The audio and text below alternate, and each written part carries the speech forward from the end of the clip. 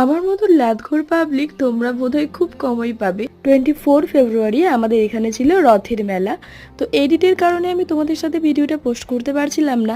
আজ হঠাৎই গ্যালারি ঘাঁটতে ঘাঁটতে ভিডিওটা চোখের সামনে পড়লো, আর ভাবলাম তোমাদের সাথে শেয়ার করা যাক।